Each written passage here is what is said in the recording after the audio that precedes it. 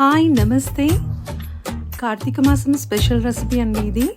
అల్లం వెల్లుల్లి ఉల్లిపాయ లేకుండా రెసిపీ ఇది. చాలా యమ్మీగా ఉంటుంది. డిన్నర్కి ట్రై చేయండి. తర్వాత నాకు కమెంట్ సెక్షన్లో కమెంట్ చేయడం మాత్రం మర్చిపోకండి.